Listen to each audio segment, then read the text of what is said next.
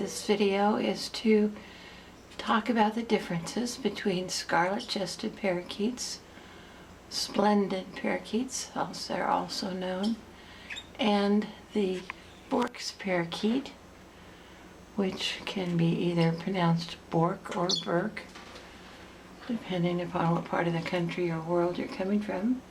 I've always said Bourke's, and someone in Australia corrected me and said, no, they say Bourke. So whether you pronounce an O or U, it's still the same wonderful bird. So the differences between these two Grasskeets, the Bourke's parakeet and the Splendid parakeet, there is quite a bit of difference. The Splendids are climbers, which mine are not being very active at the moment. This is a hen and her mate, Ricky and Lucy, and she looks a little sleepy at the moment. So they do climb.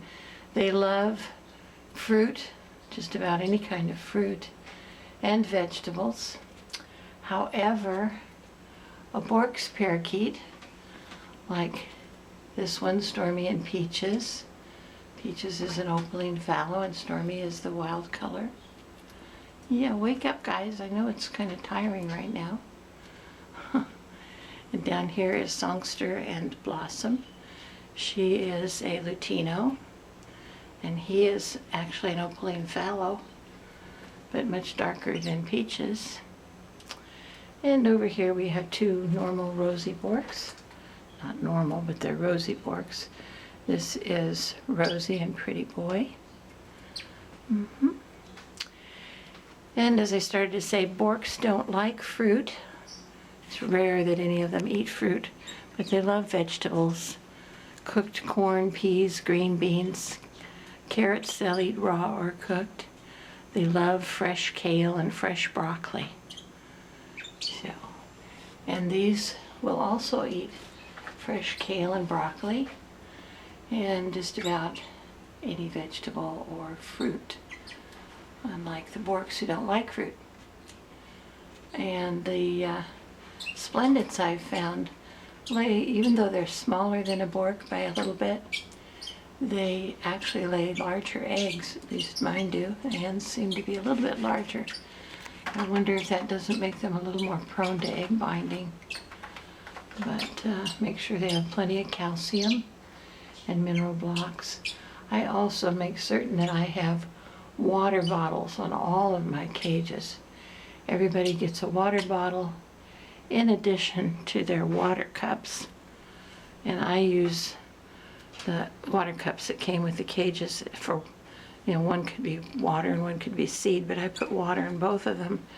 And I provide seed in dishes on the floor. These are Grasskeets, so they like eating on the floor. So having a wire bottom is not a real good idea. They need something they can stand on and scratch around. So hence the newspaper, or sometimes I put down paper towels, because the newspaper does get on their feet and then gets on the perches and kind of stains the perches. But I like to use it because it's easy to change out frequently. Yeah. So everybody's kind of quiet. It's afternoon, and Grasskeets are most active early in the morning and in the dusk of evening.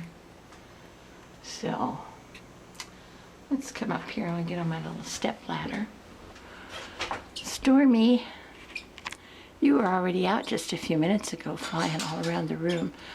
I like to put the water dishes in their doors if the door is small enough. A lot of my cages, this center door is actually too small for the water cups. So there we go. Come here, I know you don't want to go out because you've been out. Oh, don't act this way. Come on, come see me. Storm, you don't like cameras. I know you don't like cameras. Come on. You're gonna make people think you're not tame.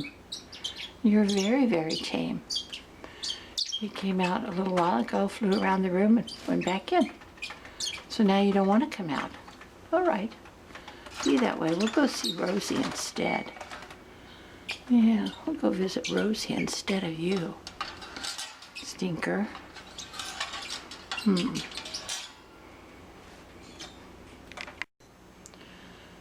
Okay, I opened the curtain. Usually that's open. I closed it because I think I get better movies when it's closed because of how bright it is. I've kind of turned the camera sort of to the side. I also have some things over there blocking the other window. It's a long story for that, but anyway, we have sometimes cats or hawks, and so I don't want the birds to be frightened if there's somebody right outside the window. This one has typing paper on it just to prevent something from frightening my birds. And I got this water down here. Let's move it so that I can come in and see Rosie. A little bit ago you came out of my arm. Come here, sweetie pie. She came out, flew around, and came right back to my shoulder, and then went right back in the cage, didn't you? You're so good. I'd give you kisses, but it's hard to do that with the camera in my hand. So all of my Bourkes, almost all of them, are very, very tame. However, these Splendids are not. They came to me, a little over a year ago. We haven't had any babies from them yet. She's laid eggs, but none of the eggs have been fertile. Someone recommended that maybe I should cut some feathers around her vent, that might help them to be more successful in mating. So this spring I may do that, just cut some of the feathers away from her vent area and hope that maybe then their attempts at mating will be more successful. So here they are, the Splendids, Scarlet-chested Parakeets, kind of napping at the moment. In fact, everybody's kind of quiet this afternoon. Maybe we'll look at them this evening when things are more active. Bye for now.